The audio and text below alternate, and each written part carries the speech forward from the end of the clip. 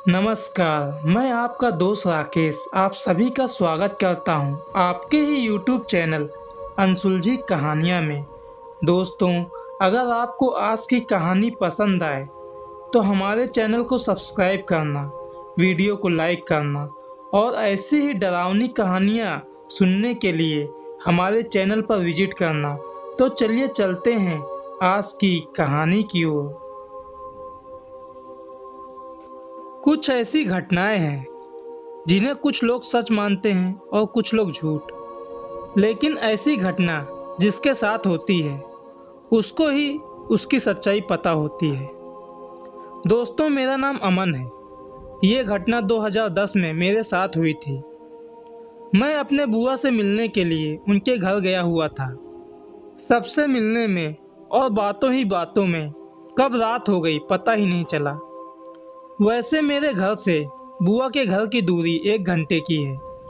अगले दिन मुझे घर में कुछ काम था, इसलिए मुझे रात को ही निकलना था। मेरी बुआ मुझे जाने से मना कर रही थी, लेकिन मैं रुक नहीं सकता था। मैंने बुआ को समझाया कि कल मुझे ज़रूरी काम है। तब मेरी बुआ ने कहा, ठीक है, जाना चाहते हो तो जाओ, लेकिन बगिया वाले रास्ते से मत जाना। तब मैंने कहा, लेकिन बुआ, अगर मैं उस रास्ते से जाऊंगा तो मेन रोड पर जल्दी पहुंच जाऊंगा, और अगर दूसरे वाले रास्ते से गया तो मुझे मेन रोड तक पहुंचने में ही 20 मिनट लग जाएगा। तब बुआ ने कहा, यह बगिया वाला रास्ता अच्छा नहीं है।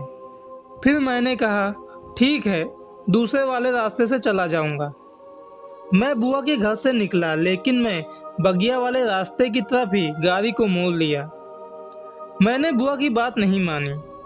ये कच्चा और पतला रास्ता है, इसके दोनों तरफ खेत है और एक बड़ा सा बगिया भी पड़ता है। मैं बगिया को पार करके वहां पहुंचा जहां दोनों तरफ खेत पड़ता था। चांदनी रात थी। चांद की रोशनी जमीन पर पड़ रही थी। ज़्यादा कुछ साफ साफ दिखता तो नहीं था, लेकिन रास्ता समझ में आ रहा था। मैं उस कच्चे रास्ते में आराम से गाड़ी चला रहा था। तभी अचानक मेरे सामने से कोई रास्ते के एक किनारे से निकला और दूसरी तरफ खेतों में चला गया। जब मैंने खेतों की तरफ नज़र किया तो मुझे वो आदमी कम से कम 100 मीटर की दूरी पर दिखा। मुझे यकीन नहीं हुआ कोई भी आदमी जिसने इतने आराम से रास्ता पार किया हो वो दूसरे सेकंड में ही इतनी दूर चला जाए। ऐसा होना इम्पॉसिबल है। मुझको एक अजीब सा डर लगने लगा। फिर भी मैं अपनी गाड़ी चलाता रहा, लेकिन कुछ दूर और आगे जाने के बाद वही आदमी मुझे रास्ते के किनारे दिखा। मेरी जान तो सूख गई थी, लेकिन मैं घबराया नहीं। मैंने गाड़ी की स्पीड बढ़ा दी और भगवान का नाम लेते हुए उसके करीब से निकल गया। मैंने अपनी स्पीड कम नहीं की। जब मैं मेन रोड पर पहुंचा तो मेरी जान में जान आई। दोस्तों, उस दिन मैं बहुत डर गया था। वैसा मैं कभी भी नहीं डरा। दोस्तों, ये आज की दूसरी कहानी है जो बहुत ही डरावनी है। पूरा सुनिएगा। मेरा नाम सुरजीत है। मैं यूपी के एक छोटे से गांव में रहता हूँ। ये घटना मेरे साथ होली के दिन हुई थी। मेरे जीजा जी मेरे घर आए हुए थे। शाम के समय उन्होंने मुझसे दारू और बकरे की मीट मंगवाया था। मैं अपने भाई आशीष को लेकर पास के टाउन में ये सब लाने के लिए गया था। मैंने उन सभी सामानों को खरीदा और जाने लगा। तभी आशीष ने कहा, सुरजीत भाई, मिठाई ले लेते हैं, मिठाई खाने का मन कर रहा है। तब मैंने कहा, ठीक है, मिठाई लेकर आ जा। फिर आशीष 4 पीस मिठाई लेकर आया। मैंने आशीष से कहा, गाड़ी में बैठ जा, घर जाकर मिठाई खाएंगे। लेकिन पता नहीं क्यों जब मैं भट्टे के पास पहुंचा तो मिठाई खाने का मेरा मन करने लगा।